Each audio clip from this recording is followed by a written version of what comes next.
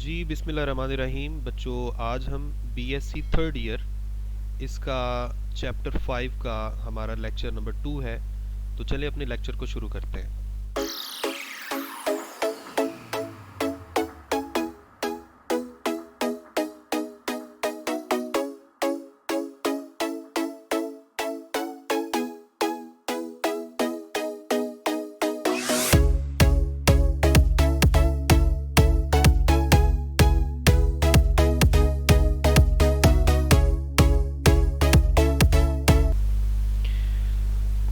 Kepler's law of areas, ये हमारा आज का टॉपिक है। आप इसे लॉन्ग क्वेश्चन भी कह सकते हैं और ये आता भी है पेपर में।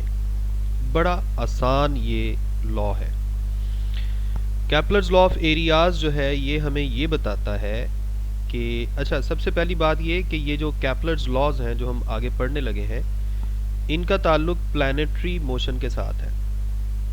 प्लैनेटरी मोशन से मुराद क्या है? जैसे आप अपनी गैलेक्सी की बात करें, इसमें सन के इर्द गिर्द काफ़ी सारे प्लैनेट्स हैं जो रिवॉल्व कर रहे हैं, जिनमें हमारी अर्थ भी है। अगर हम अर्थ को कंसिडर करें तो एज्यूम ये किया जाता है कि अर्थ का जो ऑर्बिटल पाथ है वो एक एलिप्स है। एलिप्स के बारे में तो जानते हैं ना सारे। और जो सन है वो इस ऑर्बिटल पाथ के एलिप्टिकल पाथ के किसी एक फोकस के ऊपर है। फर्ज करें ये है सन और अर्थ जो है वो एलिप्टिकल पाथ में रिवॉल्व कर रही है सन के इर्द गिर्द। ये है, फर्ज करें, अर्थ। ठीक हो गया। तो कैपलर्स लॉ ऑफ एरियाज ये कहता है, मैं आपको पहले उसका थोड़ा सा आइडिया दे देता हूं, उसके बाद हम उसको मैथमेटिकली प्रूव भी कर लेंगे। फर्ज करें आप अर्थ और सन को एक लाइन की मदद से इस तरह मिलाएं। ये आप समझ लें कि एक तरह से रेडियस है। वैसे तो इसकी वैल्यू मुसलसल चेंज हो रही है क्योंकि ये एलिप्टिकल पाथ है, तो ये वाला डिस्टेंस जो है अर्थ की मूवमेंट के साथ साथ चेंज होगा। फर्ज करें अर्थ जो है वो इस तरफ मूव कर रही है इस वक्त। तो अगर हम एक जैसे टाइम में देखें, फर्ज करें यहाँ से अर्थ ने मूव करना शुरू किया जब हमने उसको देखना शुरू किया, और टाइम इंटरवल हमने कंसिडर किया, फर्ज करें इसको ले लें, फर्ज करें 2 डेज ले लेते हैं। ठीक है। तो इन 2 दिनों के दौरान या 2 दिनों के अंदर अंदर अर्थ फर्ज करें थोड़ा सा आगे यहां तक आ चुकी है, और ये वाली जो लाइन पहले मैंने इधर बनाई थी अब वो यहां पे बन गई है। और इस लाइन ने असल में ये थोड़ा सा एरिया कवर कर लिया है। सिमिलरली अगर मैं अर्थ को कहीं और कंसिडर करता, यहां पर फर्ज करें, ठीक है, अगर मैं अर्थ को यहां कंसिडर करूं और इधर से भी जब हम इसकी मोशन को देखना शुरू करें तो उतना ही टाइम इंटरवल हमने फर्ज करना है जितना टाइम इंटरवल पहले फर्ज किया था। फर्ज करें अब भी टाइम गुजरा है 2 दिन, तो 2 दिनों में अर्थ यहां से थोड़ा आगे फर्ज करें यहां आ चुकी है। अब वो जो रेडियल डिस्टेंस था, फर्ज करें ये वाली जो लाइन थी, इसने अब ये वाला एंगल कवर किया है, ये वाला एरिया कवर किया है। तो कैपलर्स लॉ ऑफ एरियाज ये कहता है कि अगर एक जैसे टाइम के इंटरवल आप लेंगे तो जो एरिया कवर होगा वो भी एक जैसा होना चाहिए। अब एरिया सेम कब होगा? आप जरा इस चीज को इमेजिन करें। तब होगा अगर अर्थ जो है वो सूरज के करीब है तो वो ज्यादा तेजी से मूव करेगी, और अगर सूरज से दूर है वो तो कंपैरेटिवली स्लो मूव करेगी। क्योंकि अगर इस साइड पे ये जो पहले मैंने बनाया था इस साइड पे अगर अर्थ कोई डिस्टेंस कवर करेगी तो उसके मुताबिक एरिया फर्ज करें ये बन गया जिसको मैंने येलो किया है। अगर हम अर्थ को सन से दूर कंसीडर करेंगे, अगर यहाँ भी अर्थ उतना ही डिस्टेंस कवर करती जितना हमने यहाँ फर्ज किया था, तो फिर ये जो एरिया बनना था ये बहुत ज़्यादा बन जाना था, जो केपलर्स लॉ के खिलाफ है। केपलर्स लॉ यही कहता है कि अर्थ चाहे सन के करीब है चाहे सन से दूर है, अर्थ की जो ऑर्बिटल स्पीड है उसमें फ़र्क पड़ता रहता है, जिसकी वजह से जो वो एरिया कवर कर रही है, ये वाला जो एरिया कवर कर रही है, टाइम के साथ साथ ये एक जैसा एरिया कवर करती है विद रिस्पेक्ट टू सन। ठीक है, यानी इस एलिप्स के अंदर जो एरिया कवर हो रहा है अर्थ की मोशन की वजह से वो गिवन टाइम में एक जैसा कवर होता है, एक जैसे टाइम इंटरवल में एक जैसा कवर होता है। आप इसको एक और अंदाज में भी लिख सकते हैं, एक्सप्रेस कर सकते हैं, और वो मैथमेटिकल इक्वेशन कुछ इस तरह से है। अगर आप एरिया जो कवर हो रहा है उसे डेल्टा ए से जाहिर करें और जो टाइम है उसे डेल्टा टी से जाहिर करें, तो केपलर्स लॉ ऑफ एरिया ये कहता है कि इक्वल टाइम इंटरवल्स में एक जैसा एरिया स्वीप करेगी अर्थ। इसका मतलब ये हुआ कि rate of change of area with respect to time is constant. ठीक हो गया। तो ये है आपका पूरा का पूरा आज का केपलर्स लॉ ऑफ एरियाज। अब हम इसको थोड़ा थॉरोली बुक के पेजेस के ऊपर से भी थोड़ा थोड़ा देख लेते हैं ताकि आपके लिए कोई मुश्किल ना हो। सबसे पहले आप इसकी स्टेटमेंट देखें, a line joining sun and planet. हमने यहाँ पर कौन सा प्लैनेट कंसीडर किया था? Earth. Sweeps out equal areas in equal intervals of time. यही बात हमने डिस्कस की है जी। यहां तक सबको पता चल गया है? जी सर। ओके, अब हम आते हैं इस डायग्राम पर। ये बिल्कुल वैसी ही डायग्राम है जैसी मैंने वहां पर बनाई थी, बस फ़र्क ये है कि मेरी डायग्राम कुछ अच्छी थी, ये थोड़ी गंदी लग रही है आपको। तो कोई फ़र्क नहीं है, आपको थोड़ा बहुत आइडिया होना चाहिए जी। फर्ज करें ये है, बेटा ज़रा साइलेंट म्यूट पे रखें अपने आप को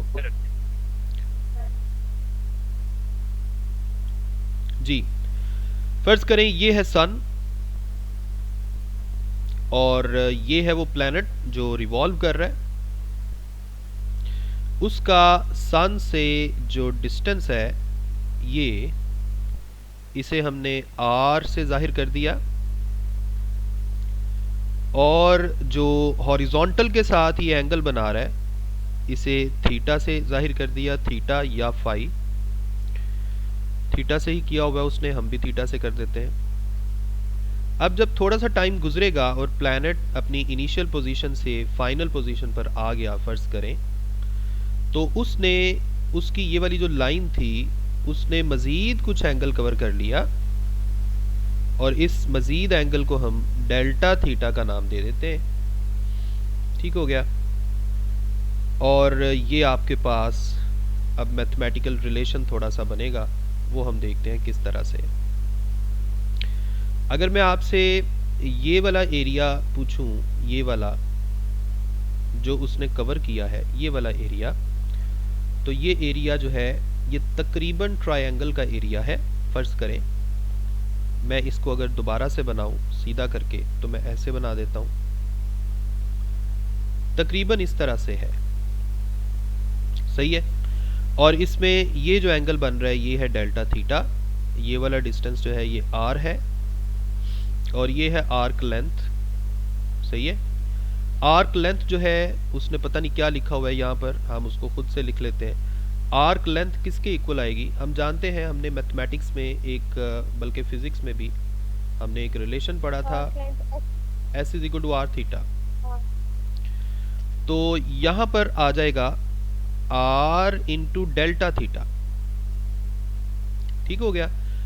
तो ये आपके पास डायग्राम थोड़ी सी क्लियर हो गई। अब हम जानते हैं कि एरिया जो है उसका बेसिक फॉर्मूला होता है half into base into height. अब बेस क्या है जी? बेस है ये वाला डिस्टेंस, बेस की जगह आपने r लिख दिया, ठीक है, और हाइट की जगह आ जाएगा आर्क लेंथ, और आर्क लेंथ जो है ये अभी अभी मैंने लिखी है, कितनी आई है, r इंटू डेल्टा थीटा। जब आप r और r को मल्टीप्लाई करेंगे वो r का स्क्वायर बन जाएगा।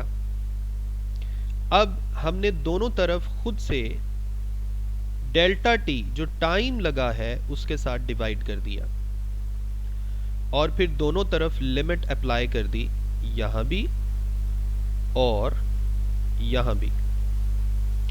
ये जो 1/2r स्क्वायर है इसको लिमिट से पहले लिखने की रीजन ये है क्योंकि ये टाइम पे डिपेंड नहीं कर रहा।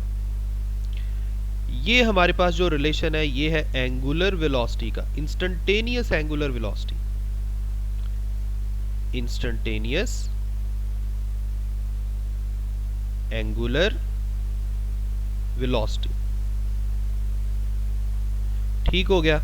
इसी तरह लेफ्ट हैंड साइड पे आप गौर से देखें, जब लिमिट अप्लाई की, ये वाली बात हम पहले भी काफी दफा कर चुके हैं, जब लिमिट अप्लाई की तो जो डेल्टा था वो डी में कन्वर्ट हो गया, ठीक हो गया, तो आपके पास d A divided by D t आ गया।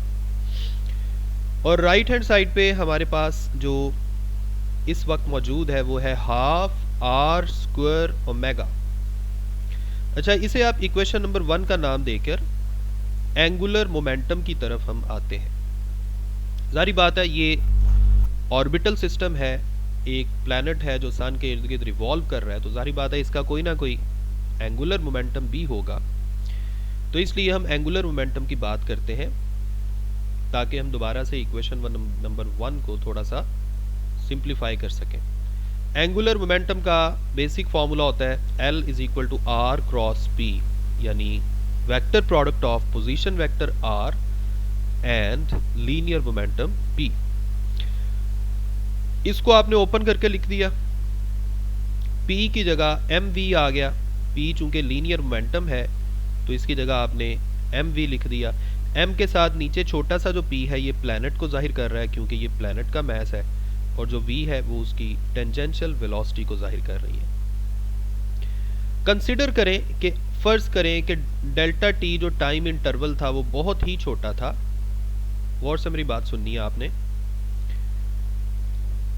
ये जरा स्क्रीन क्लियर हो जाए। स्क्रीन क्लियर है सबकी? जी सर। फर्ज करें जब हम लिमिट अप्लाई करेंगे, limit delta T approaches to 0, चूंकि हमने ये लिमिट अप्लाई कर दी हुई है तो इसका मतलब है प्लैनेट जो है वो साथ साथ ही होगा, मतलब उसकी पोजीशन ज़्यादा चेंज नहीं हुई होगी। यानी आप ये समझ लें कि प्लैनेट यहाँ से फाइनल पोजीशन यहाँ तक आ गया। अगर आप डेल्टा टी को छोटा करते जाएंगे तो तकरीबन ये वाला जो एंगल है ये 90 का बन जाएगा। समझ आ रही है? ये एंगल कितना बन जाएगा? 90 का। यानी प्लैनेट की टेंजेंशियल वेलोसिटी और रेडियस के साथ कितना एंगल बन जाएगा? 90 का। आर और वी का आपस में एंगल बन जाएगा 90 का। ये कब बनेगा? जब आप टाइम इंटरवल 0 को अप्रोच कर रहे होंगे।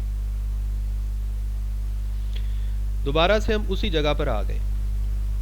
अब यहां देखें, एंगल की जगह हमने 90 पुट कर दिया, साइन 91 होता है।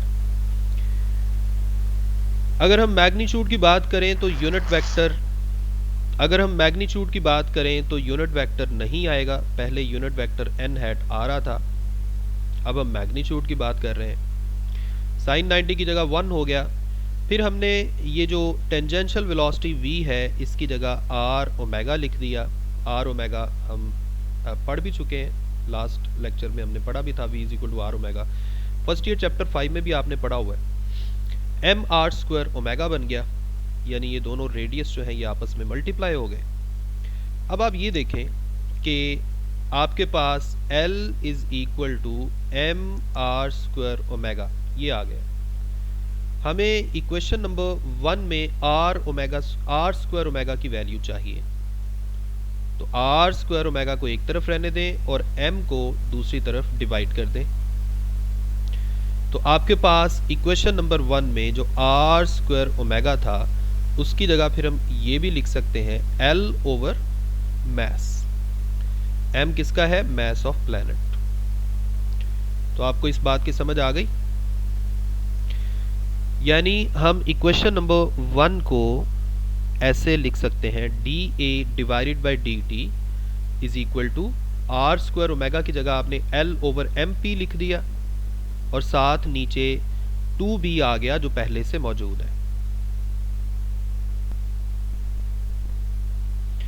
ठीक हो गया। अब law of conservation of angular momentum. Law of conservation of angular momentum ये कहता है कि अगर आइसोलेटेड सिस्टम है तो टोटल एंगुलर मोमेंटम हमेशा कंजर्व रहता है। यानी प्लैनेट चाहे किसी इनिशियल पोजीशन पे है चाहे किसी फाइनल पोजीशन पे है, उसका जो टोटल एंगुलर मोमेंटम है इट शुड बी कंजर्व्ड। यानी एल जो है वो कांस्टेंट हो गया, कंजर्व है। मैस ऑफ प्लैनेट जो है ये भी कांस्टेंट होता है, 2 जो है ये भी एक कांस्टेंट नंबर है। इसका मतलब है ये सारा कुछ कांस्टेंट है। यानी राइट हैंड साइड पे हम लिख सकते हैं कांस्टेंट। तो ये कैपलर्स लॉ ऑफ एरिया की मैथमेटिकल फॉर्म आ गई जी। सर इक्वेशन नंबर 1 में तो 2 कहीं भी नहीं है, तो लेकिन ये जब हमने उसमें वैल्यू पुट किया आर स्क्वायर ओमेगा की तो ये 2m किधर से आया? ये थोड़ा सी कंफ्यूज है। इक्वेशन नंबर 1 में 2 कहीं नहीं है। ओके सर, ओके हो गया। ओके सही है। और कोई बात पूछनी है किसी ने यहाँ तक? No sir. अच्छा, मैं आपको एक नज़र ये वाला जो लॉ है इसको रिवाइज कर देता हूँ। जो हमने देखिए शुरू में आपने स्टेटमेंट लिखनी है, ये मैंने आपको थोड़ा ये भी बताना इंग्लिश कौन सी याद करनी है, प्रूफ भी याद करना है। प्रूफ याद करना है? अभी मैंने क्या करवाया है? प्रूफ ही तो करवाया है। ये क्या मैं कोई बिरयानी बनाने का तरीका बता रहा था? इंग्लिश कौन सी? हाँ इंग्लिश। नहीं सॉरी सर। जारी बात है, आपने इंग्लिश भी लिखनी है। देखें सिंपल सी बात है, मेरी बात सुने ज़रा, सारे लोग खामोशी से बात सुने। जब